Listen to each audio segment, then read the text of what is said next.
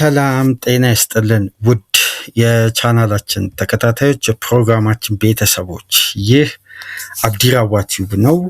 የዕለተ ረቡዕ የመጀመሪያ ክፍል ፕሮግራማችን ይዘን መጥተናል። በመላው ዓለም ለምትገኙ የእስልምና እምነት ተከታዮች እንኳን ለአረፋ በዓል በሰላም በደስታ አደረሳችሁ እያለን የመልካም ምኞት መግለጫችን እያቀረብን የመጀመሪያ ክፍል ፕሮግራማችንን እንጀምራለን። ላይክ አድርጉ፣ ሼር አድርጉ፣ ሰብስክራይብ እያደረጋችሁ ፕሮግራማችንን ማድመጥ እንድትጀምሩ፣ በተለይ እያደመጣችሁ ሰብስክራይብ ያላደረጋችሁ በርካታ አድማጮች እንዳላችሁ እንግዲህ የዩቲዩብ አናሊቲክ እያሳየን ነው የሚገኘው እና ሰብስክራይብ እያደረጋችሁ አድምጡን። ላይካችሁም ይጠቅመናል። ላይክ አድርጉ። ከሀገር ውጭ የምታደምጡ በሱፐር ስቲከር፣ ሱፐር ቻት፣ ሱፐር ታንክስ ድጋፍ አድርጉ።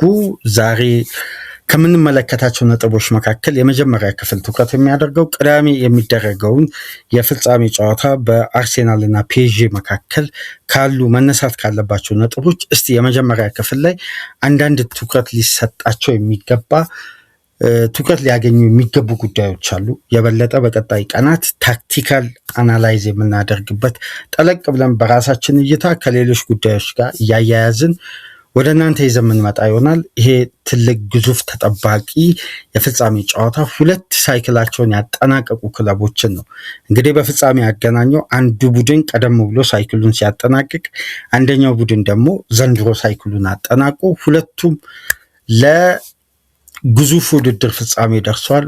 በጣም አስደናቂና ተናፋቂ ፍጻሜ ይሆናል ተብሎ ይጠበቃል። የአርሴናልን ብቃት በዘንድሮ ሲዝን እንግዲህ አስተማማኝነቱ ዋጋውን አግኝቷል። የልፋቱን ከፍታ በሊግ ደረጃ አስፈላጊውን ስኬት ተገቢውን በአስተማማኝ ሁኔታ በኮንሲስታንሲ ከ19 ክለቦች የተሻለበትን መመዘኛ በሲዝኑ መጨረሻ ማረጋገጫውን ተቀብሏል እና የሊጉ ሻምፒዮን ሆኗል። ሻምፒዮን የሆነበት ደግሞ ከ22 ዓመት በኋላ መሆኑን ተከትሎ ድሉን እጥፍ ድርብ አድርጎታል። ከአርቴታ ትረዘ ፕሮሰስ አንስቶ እስከ በርካታ ውጣ ውረዶች በዚህ ቡድን ዙሪያ ሲነሱ የነበሩ ጉዳዮችን ሁሉ ጠቅላላ አድርጎ ምላሽ የሰጠ ሲዝን ነው እና የአርሴናል ተጫዋቾችም ደጋፊዎችም እንግዲህ በከፍተኛ ሀሴት ውስጥ የሚገኙት ይህን ስሜት ይህን ሪያክሽን ከአርሴናል ደጋፊ ውጭ የትኛውም የእግር ኳስ ቤተሰብ በዚህን ሰዓት ሴንስ ሊያደርጉ አይችልም። 22 ዓመት ከዋንጫ የራቀ ቡድን ከ22 ዓመት በኋላ ድል ሲያደርግ ምን ያክል ውስጡ ላይ እርካታን እንደሚፈጥር ይህን ቡድን መደገፍ በስተመጨረሻም ያለውን የትርጉሙን ዋጋ የተከፈለበት ሲዝን ነው እና ለአርሴናል ፍጹም አስደናቂ ሲዝን ነው። ይሄን ሞራል፣ ይሄን ስነቦና፣ ይሄን ከፍታ ይዞ ነው እንግዲህ ወደ ቡዳፔስት ሃንጋሪ የሚጓዘው። ይሄ ደግሞ ሜንታሊ ቡድኑ ምን ያክል አጠንክሮ እዛ ጨዋታ ላይ ሊያቀርበው እንደሚችል በደንብ ይታወቃል። ምክንያቱም ዋንጫ አሸንፎ አንድ ቡድን ለሌላኛው ፍጻሜ ሲቀርብ ያለው የተቀናጀ ሜንታሊቲው የተቀናጀው ኮንሲስታንሲ ወደዚህ ሌቭል ሲመጣ ተጋጣሚው በየትኛውም አቋም ላይ ቢሆን ለመገዳደር ጥሩ ፉክክር ለማድረግ የተቻላቸውን ሁሉ ለመስጠት ይሄ ሜንታሊቲ ተጨማሪ ኃይል የሆነላቸው የፕሪሚየር ሊግ ድል የበለጠ ፍጻሜ ላይ ይረዳቸዋል ተብሎም ይጠበቃል። ትልቅም አድቫንቴጅ ይኖራል። ምክንያቱም ፒኤስጂ በሊጉ ዶሚኔት ያደረገበት ነው። ሊጉን የበለጠ እንደ ኤክስፐሪመንት እየተጠቀመ ነው ይባላል። ለሻምፒዮንስ ሊግ ዝግጅት ሊጉን እየተጠቀመ ነው በሚባል ደረጃ ነው።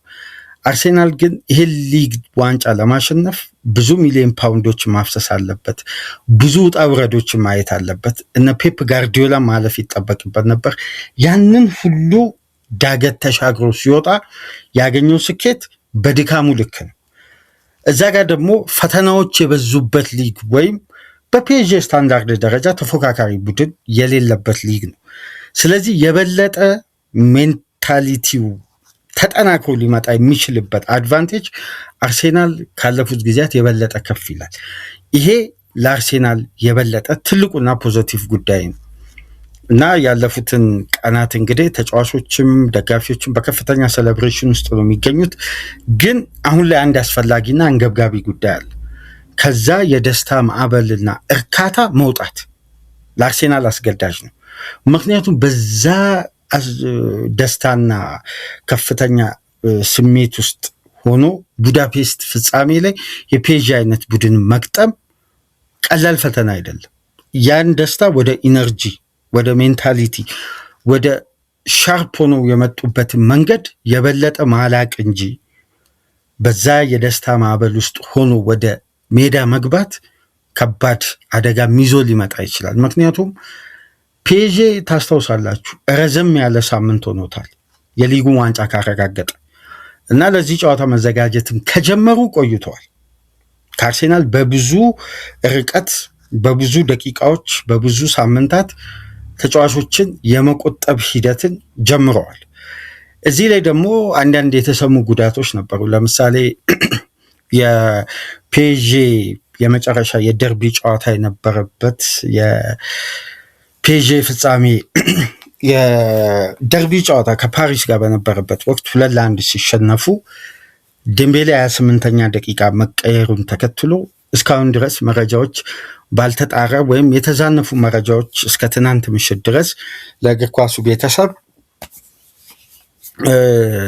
በቀጥታ በሶሻል ሚዲያው ለደጋፊው ለእግር ኳሱ ቤተሰብ ፖስት እየተደረገ እያጋሩ የተለያዩ ዥንብሮች ተፈጥሮ ነበር። በስተመጨረሻም ያለው ተጨባጭ እውነታ ሐኪሚም ዴምቤሌም ትናንትና በመጨረሻም ወደ ስብስባቸው ተመልሰው አንድ ከዚህ በፊት ምናልባት ካስታወሳችሁ አንድ መረጃ ሰጥቻችሁ ነበር። ከአርኤምሲ ስፖርት ወይም ከሌኪፕ ላይ የተገኘ መረጃ ፔዤ ወደ ቡዳፔስት ከመጓዙ በፊት ባሉት ትሬኒንጎች ውስጥ ባሏቸው የትሬኒንግ ሴሽኖች በነዛ ፓሪስ ላይ በሚደረጉ ትሬኒንግ ላይ እነዚህ ሁለት ተጫዋቾች ከተገኙ ለፋይናል ይደርሳሉ።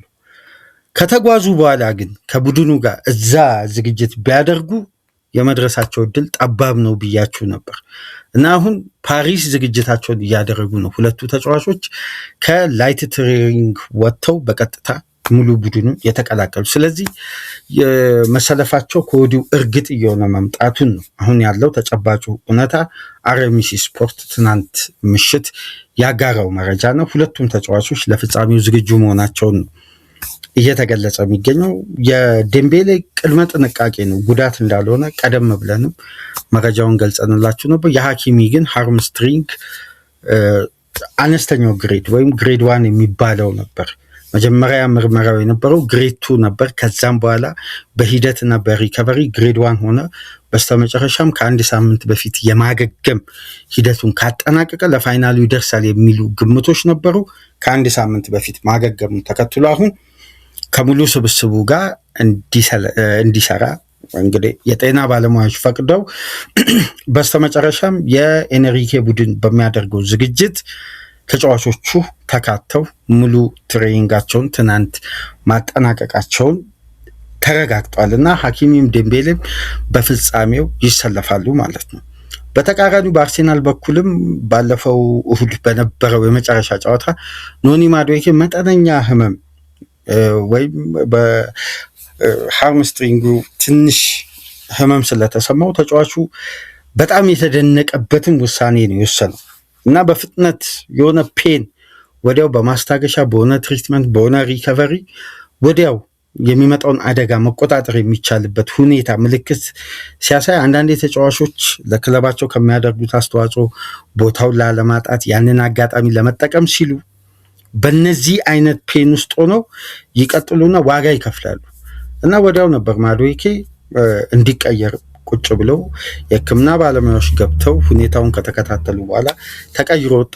እንግዲህ ትልቁን አደጋ መጠበቅ ችሎ ተጫዋቹ ለፍጻሜው ጨዋታ እንደሚደርስ ትናንትና ተረጋግጧል እና ተጫዋቹ የሚመጣውን አደጋ ነው የተቆጣጠረው እና አንዳንዴ እንደዚህ አይነት አጋጣሚዎች ላይ ተጫዋቾች ሜዳ ውስጥ የሚሰማቸውን ፊሊንግ በፍጥነት አድምጠው በመተው ጉዳዮችን መጪውን ጊዜ ማትረፍ የሚችሉበት አንዳንድ አጋጣሚዎች አሉና በዚህ ሂደት እንግዲህ በጥሩ መልኩ ማዱዌኬ የሚመጣውን አደጋ ተቆጣጥሮ ተጫዋቹ ሕክምና ተደርጎለት በደንብ ለእሁዱ ቅዳሜው ጨዋታ እንደሚደርስ ተረጋግጧል ማለት ነው። አሁን በቡድን መረጃ በኩል ያለው ተጨባጭ እውነታ ይሄ ነው። እስካሁን ድረስ ይህን ፕሮግራም ወደ እናንተ እስከምናሰናዳበት ድረስ የወጡ ሌተስት አፕዴቶች ስለ ቲምበር እስካሁን ድረስ ምንም የወጣም የታወቀም ነገር የለም።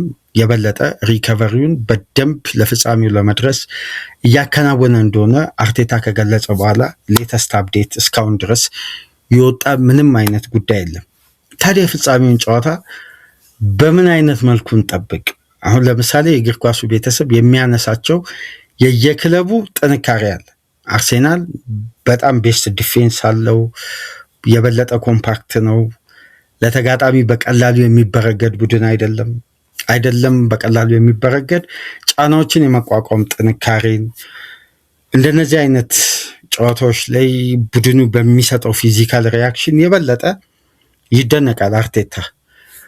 በተቃራኒው ደግሞ ፒኤስጂ ቴክኒካል አቢሊቲያቸው፣ የመግባባት ከፍታቸው፣ ሜዳ ውስጥ ሪትም አጠባበቅና ጫና በፈጠረበት አጋጣሚ ሁሉ አስቆጣሪ ቡድን መሆኑ ደግሞ አስፈሪነቱን ከፍ አድርጓል። ሁለቱም ቡድኖች የየራሳቸው ጥንካሬ አላቸው። ሁለቱም ቡድኖች በየራሳቸው የጨዋታ ስልት ስኬታማም ውጤታማም ሆነዋል። አሁን የበለጠ ስኬታማውን ቡድን የሚለይ ግዙፍ ውድድር ነው ቅዳሜ የሚደረገው። እዚህ ጋር አንድ ሊነሳ የሚገባው ተገቢ የሆነ ተጨባጭ የሆነ እውነታ አለ። አንዳንድ መደመጥ ያለበት ወይም ሊታይ የሚገባ ጉዳይ አለ።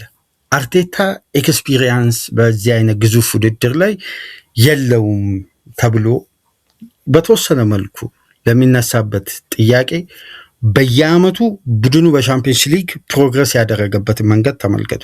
2022-23 ወደ ሻምፒየንስ ሊግ ቦታ ይዞ ሲያጠናቅቅ 23-24 ሩብ ፍጻሜ ነው የወደቀው፣ 24-25 ግማሽ ፍጻሜ ነው የወደቀው። አሁን 25-26 ላይ ፋይናል ደረሰ። በየዓመቱ ኤክስፒሪየንሱን እዛው ውድድር ውስጥ ሆኖ ነው እያዳበረ የመጣ። በዛኛው በኩል ደግሞ ስንመለከት ሉዊስ ኤንሪኬ 2015 በጣም ምርጡን ባርሳ ስኬታማ ሲያደርግ ከዛም በኋላ ወደ ፒኤስጂ መጥቶ አምና የዚህ ውድድር አሸናፊ ሲሆን የኤንሪኬ ኤክስፒሪየንስ በጣም ሰፊ ነው እዚህ ውድድር ላይ። ይሄ ለንጽጽር የሚቀርብ ጉዳይ አይደለም። በሁለቱ መካከል ያለው ጋፕ በውድድርም ግዝፈት፣ በተፎካካሪነትም አቅም፣ ጫናን በተለያዩ ኢንቫይሮንመንቶች የመቆየታቸውን ጉዳይ ከግምት ውስጥ ካስገባን ንጽጽር ውስጥ ልንገባ ነው። ግን አሁን ቲማቸው ያለው አቋምና የመዋሃድ አቅሙ በምን አይነት መንገድ አንዱ አንዱን ሊፈትን ይችላል የሚለው መመዘኛ ነው የበለጠ ትኩረት ማድረግ ያለብን። ግን የፒኤስጂን ቡድን አስፈሪነቱን ከፍ የሚያደርጉ ጉዳዮች እንዳሉ የአርሴናልንም ጥንካሬ ከፍ የሚያደርጉ ተጨማሪ ሌሎች ጥንካሬዎች አሉ። ለምሳሌ በፕሪሚየር ሊግ የዓለማችን ትልቅ ግዙፍ ሊግ ነው። አንደኛ ላይ ያለው ቡድን 16ኛ 15ኛ 13ኛ ምናምን ባለው ቡድን ሊጥል የሚችልበት ቻንስ አለ ተብሎም ይታመናል። ይሄ የፉክክሩን ደረጃ ከፍ ሲያደርጉት ነው። ግን የወረደው በርንሌ ለምሳሌ አርሴናል 1-0 በርንሌን በሃቨርት ግብ ሲያሸንፍ ዋንጫውን የበለጠ ሃንድል ያደረገበት ጨዋታ ላይ ለበርንሌ የተሰጠው ትኩረት የጨዋታውን ግዝፈት ከፍ አድርጎት እንጂ የአርቴታ ቡድን ለበርንሌ አይነት ተጋጣሚ በሩን ከፍቶ በቀላሉ የሚበገር ቡድን ሆኖ አይደለም። ይሄን እዚህ ጋር ማተኮር ያለብን ጉዳይ ነው። ለፒኤስጂ የሚሰጠው ከፍተኛ ኤክስፔክቴሽን አርሴናልን በማሳነስ ውስጥ ሊታይ አይገባም የኔ አስተያየት በግሌ። ምክንያቱም አሁን የሚሰጠው አስተያየት ልክ አርሴናል በርንሌን ሲገጥም ለበርንሌ የእንግሊዝ ሚዲያ ያገዘፈው ጨዋታ ነው ስላችሁ ነበር። በወቅቱ ቅድመ ጨዋታ ግምገማውን ወደኋላ እንግዲህ የተጠናቀቀ ሊግ ላይ ተመልሳችሁ አድምጠዋል እላችሁ የዎከርና የሳካ ፎቶ ላይ እኔ ይሄ ጨዋታ ትርጉሙ ብዙም አይገባኝም። የእንግሊዝ ሚዲያ ያገዘፈው አርሴናል ላይ ጫና ለመፍጠር በርንሌን ያጠነከሩበት የጨዋታ ክብደት እንጂ አርሴናል ከዚህ ጨዋታ 3 ነጥብ ሊያገኝ የሚችልበት ቻንስ እንዲው ዝም ብሎ በግምት እግር ኳሳዊ በሆነ ቋንቋ እንጠቀም እንጂ በማላምንበት ሎጂክ በእግር ኳስ የሚፈጠሩ አይታወቅም ብለን እንለፍ እንጂ 99% አርሴናል ያን ጨዋታ እርግጠኛው ልንገራችሁ ያሸንፋል እያልን ስንወያይ ነበር። ምክንያቱም ካለው ነባራዊ ሁኔታ ከግምት ውስጥ በማስገባት እውነታን መረዳትና እንዲሁ በአንድ አቅጣጫ ተመልክተን በእግር ኳስ የሚፈጠሩ አይታወቅም የሚለው ጉዳይ ሚዛናዊነት አይደለም። ግን እውነታን የሚያረጋግጡ ደግሞ ተጨባጭ ጥንካሬዎች አሉ። ለምሳሌ አርሴናል ባለው የተከላካይ ጥንካሬ ብቻ ፒኤስጂ ማስቆም ይችላል የሚለውን ግምት ተገቢ አይደለም።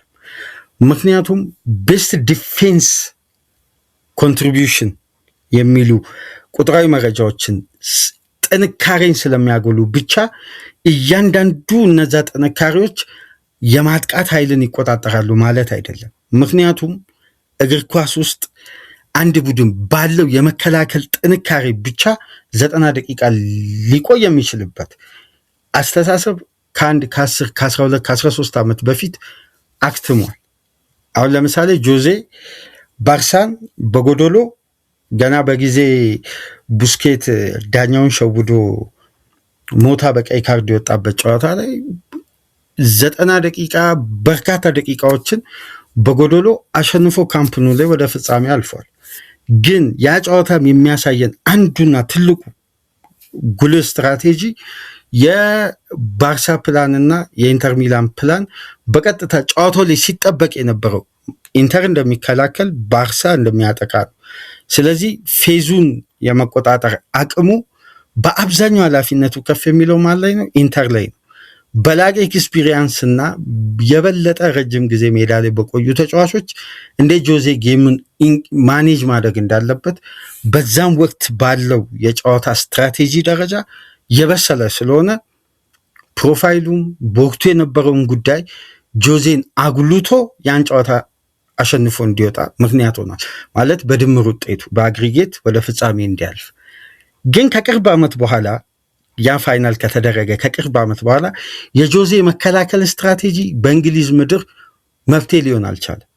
ጆዜ ፕሪሚየር ሊግ አሳክተው ከ5 ዓመት በኋላ ማድሪድ 3 ዓመት ቆዩ። ከዛን ዓመት በኋላ ከማድሪድ ወጥተው በማድሪድ ቤት በደም ተመልከቱ። ኢንተር ሚላን ባርሳን ጥሎ ወደ ፍጻሜ አልፎ ፍጻሜ ሙኒክን አሸንፎ ጆዜ እዛው ሳንቲያጎ በርናባዮ ቀርተው በአመቱ ያንን ባርሳ ሲያገኝ ግን የጆዜ ቡድን ማሸነፍ አልቻለም።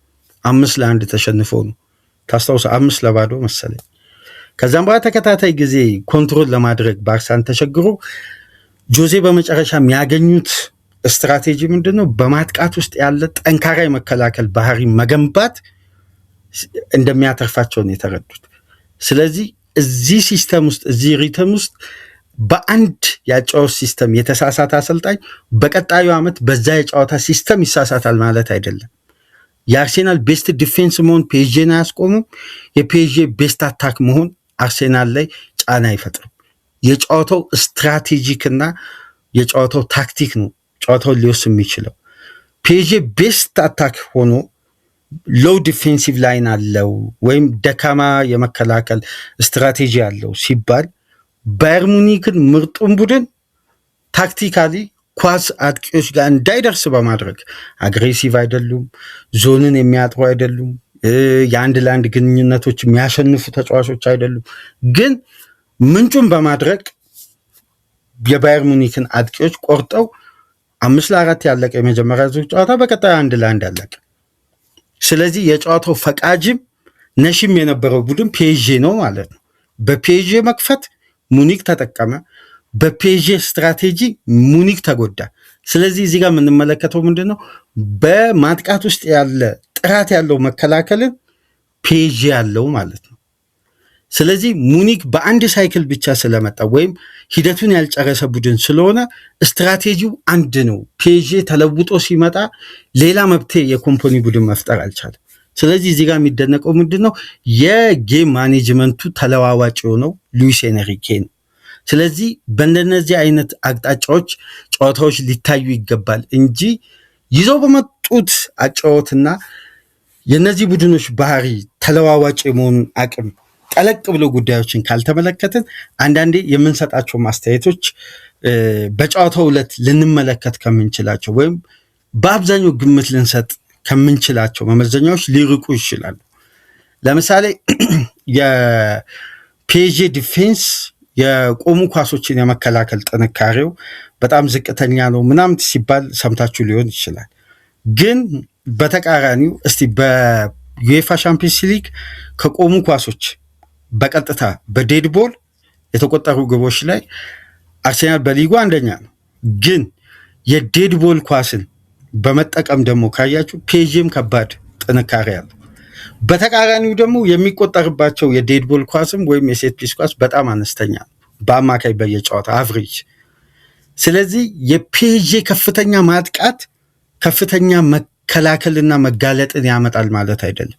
አርሴናል በጣም ጥብቅ ሆኖ ሶሊድ ሆኖ ኮምፓክት ሆኖ መቆየቱ ጥራት ያለው መከላከል ነው ማለት አይደለም። አሁን ለምሳሌ ጥቃቅን እንደነዚህ አይነት ግዙፍ ተጠባቂ ጨዋታዎችን ጥቃቅን ስህተቶች አቅጣጫ ሲያስቱ ትላልቅ ፋይናሎችን አይተናል። ትላልቅ ፋይናሎች በጣም ጥቃቅን ስህተቶች ከአንድ ተጫዋች ወይም የዛ ተጫዋች በዛ ቡድን ያለው ሚና በጣም ግዙፍ ሆኖ ግን ያልተጠበቀ ስህተቶች ጨዋታን ይቀይራሉ።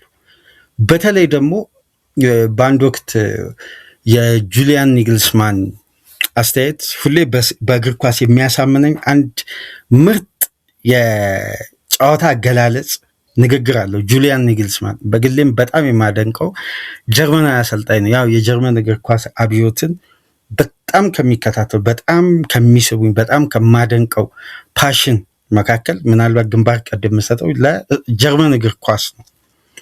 ከዚህ ጋር በተያያዘ እንግዲህ በአሁኑ ዘመን ወይም በዘመናዊ እግር ኳስ ፐርፌክት የሚባል የጨዋታ ፕላን ወይም ጌም አለ ወይ? ፐርፌክት የሚባል ጌም አለ ወይ? በቃ ምርጥ የመጨረሻ ምርጥ የሆነ የጨዋታ ፕላን አለ ወይ የሚል ጥያቄ ቀርቦለት እንዴ ምርጥ ወይ ይሄ ፐርፌክት የሚባለው የጨዋታ መንገድ ቢኖር እግር ኳስ በዚህ ደረጃ የሚያየው ደጋፊውን የእግር ኳሱን ቤተሰብ የሚስብ ኢንተርቴንመንት ውድድር አይሆንም ነበር። ሁለቱም ቡድኖች ፍጹም ምርጥ ከሆኑ አብዛኛው ጨዋታ የሚያልቀው ባዶ ለባዶ፣ ስለዚህ ኢንተርቴኒንጉን ያጣል። ስለዚህ እግር ኳስ ውስጥ አብዛኛውን ፐርሰንት የያዘው እግር ኳስ ውስጥ ስህተት ነው። ስህተቱ ነው እግር ኳስን ተወዳጅ ያደረገው። በአብዛኛው ደግሞ በጨዋታ ምርጥ ውጤት ይዘው የሚወጡ ቡድኖች ስህተታቸውን የቀነሱ ናቸው እንጂ ስህተት ሳይሰሩ ቀርቶ አይደለም ይላል። ስህተት የማይሰራ ቡድን የለም በእያንዳንዱ ጌም ላይ፣ ግን ከዛኛው ቡድን የተሻለ ስህተት አይሰራም። ከዛ ቡድን ያነሰ ስህተት ነው። ያ ቡድን የሚሰራውን ስህተት ይሄ ቡድን ስለሚጠቀም እሱ የሚሰራውን ስህተት ያኛው ቡድን ሰርቶ ይሄኛው ቡድን የሚያገኘውን አድቫንቴጅ ሲጠቀም የራሱን ስህተት በተጠቀመው አድቫንቴጅ ይሸፍናል። ለዛ በዘመናዊ እግር ኳስ ፐርፌክት የሚባል ጌም ፕላን የለም ይላል።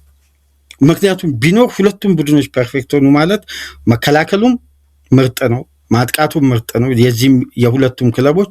ስለዚህ የጨዋታው ድምር ውጤት ሊሆን የሚችለው ባዶ ለባዶ የሚል የራሱን አስተያየት አለውና በየጨዋታው ውስጥ ተጫዋቾች የሚወስዱት ኃላፊነት የጨዋታን ሚዛንም የጨዋታን ምርጥና ወጥነትንም የሚወስኑ ሁኔታዎች ይፈጠራሉ።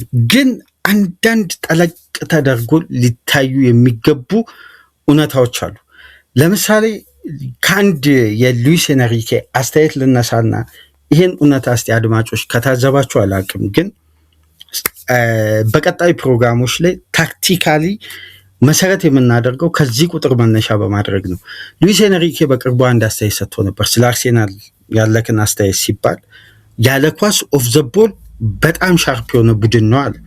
ምን ለማለት ፈልጎ ይህን ሀሳብ ታረታችሁ? ያለ ኳስ ማለት አርሴናል ያለ ኳስ ሙቭመንት ላይ በጣም ምርጥ የሆነ ቡድን ነው፣ በጣም ኦርጋናይዝድ ነው የሚል ሀሳብ ጭሮ ነበር። ያለ ኳስ ማለት ለምሳሌ ፒኤስጂ እግር ውስጥ ካለ አርሴናል በደንብ ፕረስ ያደርጋል ማለት ነው።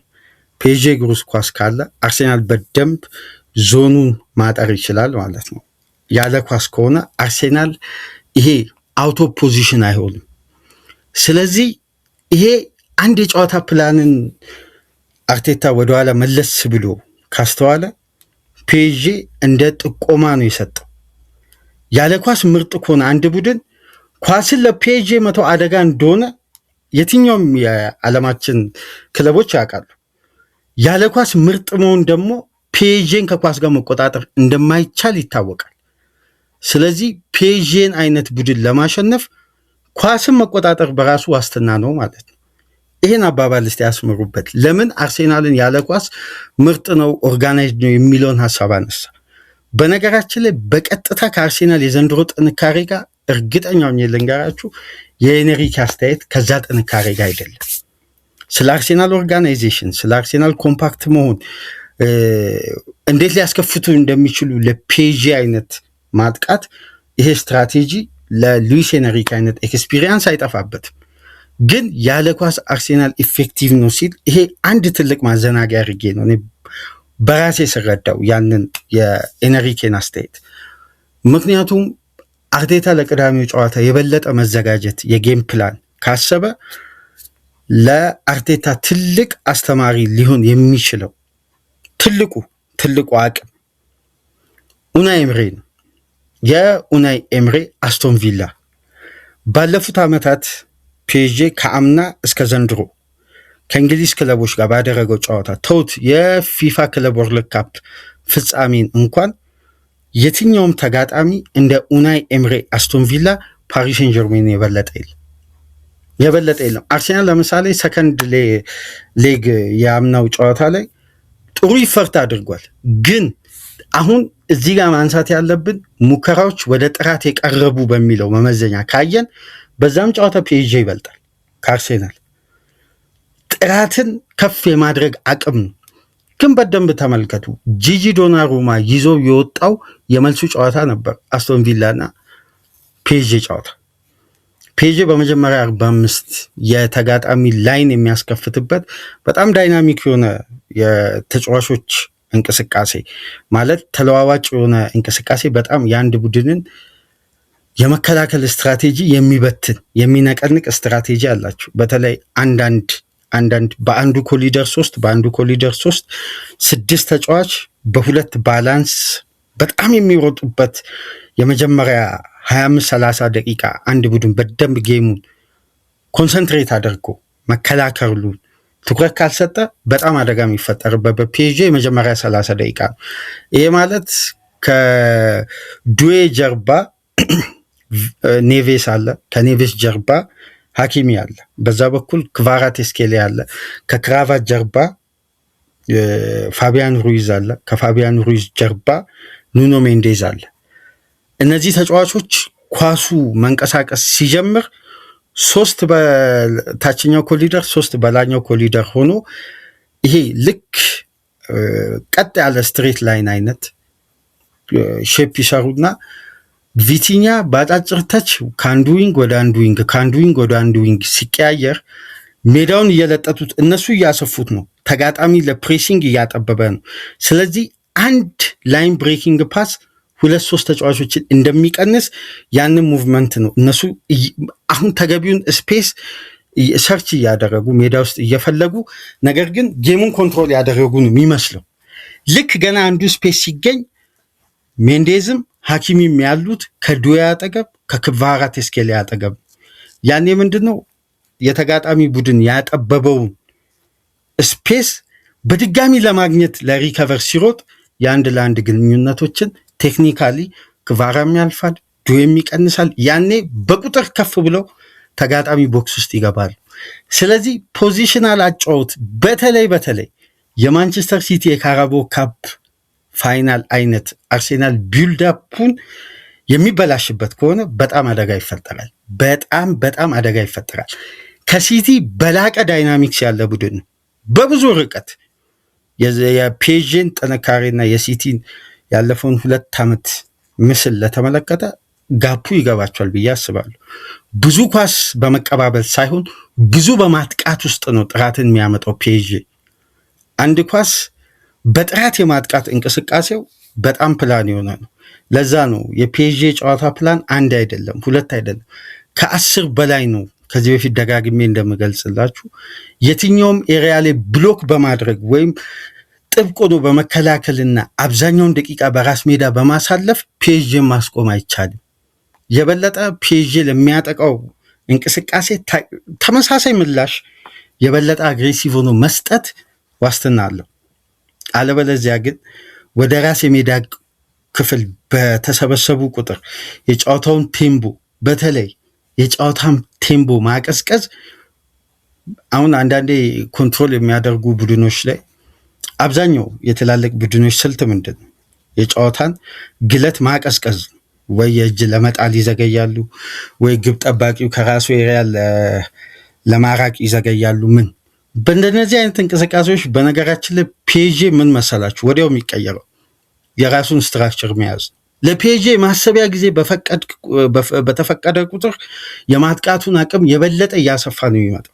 ስለዚህ ፒኤስጂ በሚያደርገው ፕሬሲንግ ልክ አርሴናል በድጋሚ ተጨማሪ ምላሽ መስጠት የማይችል ከሆነ ነው አደጋው የሚፈጠረው። ስለዚህ በራስ ሜዳ መቆየት የበለጠ ጥብቅ መሆን ዋስትና ይሆን እዛው ምላሾችን መስጠት ነው። ለዛ ነው የቪላን ጨዋታ ያነሳው። ከረፍት በፊት ኡናይ ኤምሬ በጣም የተቆጠሩበት ሁለቱ ግቦች በኮሊደር ላይ የመጡ ናቸው።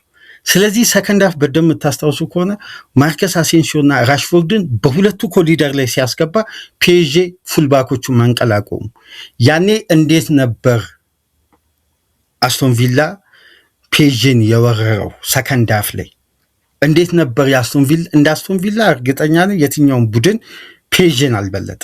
ባለፉት ዓመታት በተመለከቱ በጣም በጣም በጣም ፒኤስጂ ራሱን ለመቆጣጠር የተቸገረው በቪላ ከፍተኛ ማጥቃት ነው። ስለዚህ እንደነዚህ አይነት ጉዳዮች በተለየ ሁኔታ በተጫዋችና በታክቲክ አጠቃቀም ላይ በቀጣይ ፕሮግራሞች ምናነሳ ይሆናል። ግን አሁን ላይ ለማንሳት ከሚነሱ ሀሳቦች ወይም ቤስት ዲፌንስ የአንድን 90 ደቂቃ ፋይናልን ቤስት ዲፌንስ አያሸንፍ። በደንብ ወደኋላ ልመልሳቸው አሁንም ማረጋገጫ። ምክንያቱም ተጨባጭ እውነታን አሁን በተመሳሳይ የአንድ 90 ደቂቃ ወይም የሊግ ጨዋታ አድርጎ መሳል ተገቢ አይደለም። ምክንያቱም የዚህ ቡድን ስትራክቸር ሌላ ነው፣ የዛ ቡድን ስትራክቸር ሌላ ነው። ይሄ ቡድን የሚወዳደርበት ሊግ ሌላ ነው፣ ያ ቡድን የሚወዳደርበት ሊግ ሌላ ነው።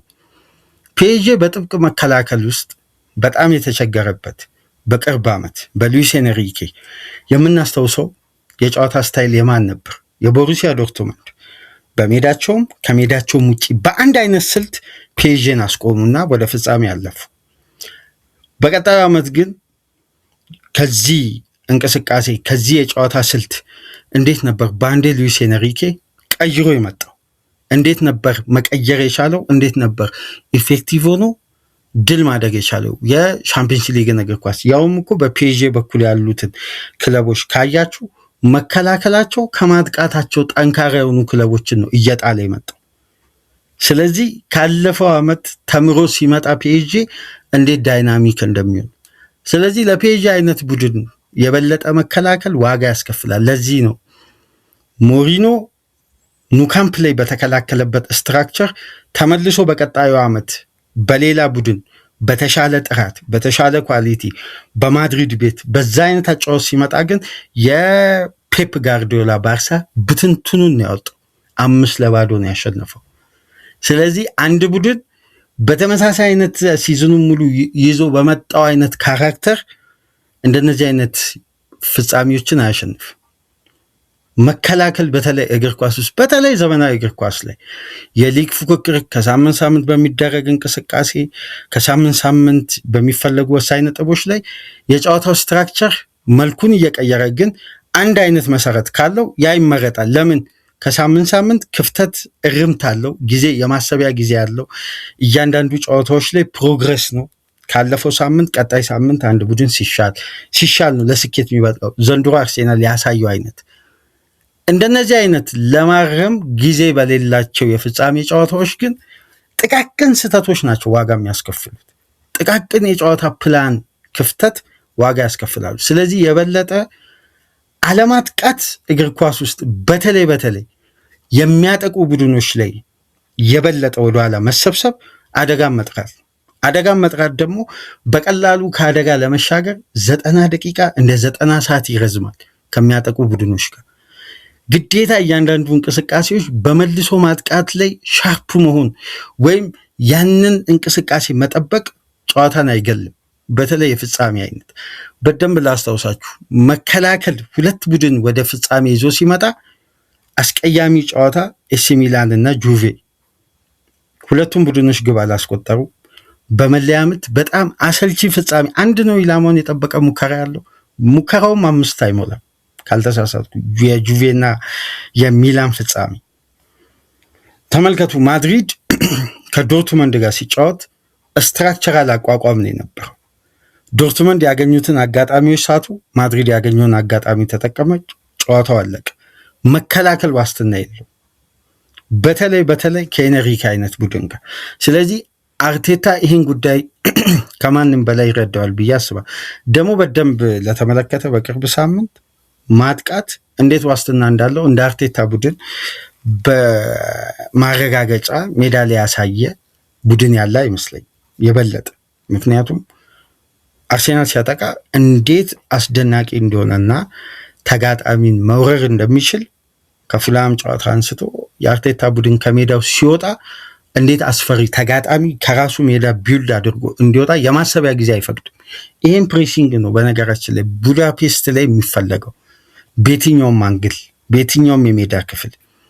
ስለዚህ እነማን ሲሰለፉ ከነማን ጋር ታክቲካል እንቅስቃሴዎችን በተለይ ሊነሱ የሚገቡ ጉዳዮች በሜዳ ውስጥ ተጫዋቾች የቆዩበት ደቂቃና የሸፈኑት ኪሎ ሜትርን እናነሳና ከዚህ የጨዋታ ስትራቴጂ የማሸነፊያ ጌም ፕላን ለይተን አውጥተን እንግዲህ ፍጻሜን መገመት ከባድ ነው።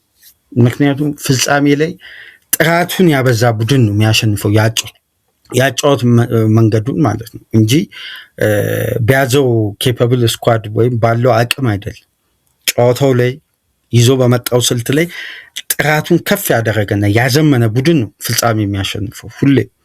ምክንያቱም የተገኙ አጋጣሚዎች ላይ ገዳይ የመሆን ባህሪ፣ አንድ ቻንስ ሁለተኛ ቻንስ የለውም። በፍጻሜ የተገኘውን አጋጣሚ ያልገደለ ቡድን አድቫንቴጅ እያሳለፈ ነው ወይ አድቫንቴጁን ለተጋጣሚ እየሰጠ ነው። እነዚህን ጉዳዮች ከግምት ውስጥ አስገብተን 50-50 ነው ፍጻሜው። በነገራችን ለየትኛውም ቡድን በግላ አድቫንቴጅ አልሰጥም፣ ለአርሴናልም ለፒኤጂ። ምክንያቱም ፍጻሜና ተከታታይ ጨዋታዎች የተለያየ መልክ ስላላቸው። ስለዚህ ይሄን ከግምት ውስጥ በማስገባት በቀጣይ ፕሮግራሞች የምንመለከተው አንድ የተለየ ታክቲካል እንቅስቃሴ አለ። ያቺን የጨዋታ ስልት ግን ቡዳፔስት ላይ እናያታለን። ያንን ሀሳብ ነገ በሚኖረን ፕሮግራም ይዘላችሁ እንመጣለን። ለማንኛውም እናንተ ፕሮግራማችን ላይክ ማድረጋችሁ እንዳትረሱ። አዲስ የሆናችሁ ሰብስክራይብድ፣ ከሀገር ውጭ የምታደምጡ በሱፐር ስቲከር፣ ሱፐር ቻት፣ ሱፐር ታንክስ ድጋፍ አድርጉ። እንኳን ለአረፋ በዓል በሰላም አደረሳችሁ እያልን በመላው ዓለም ለምትገኙ የእስልምና እምነት ተከታዮች ከዚህ ፕሮግራም በመቀጠል ሁለት ወገን የከፈለው የአርነ ስሎት ሊቨርፑልን እስቲ በተወሰነ መልኩ የምንመለከት ይሆናል። ሳትርቁ ጠብቁን። ሰላም ቆዩ።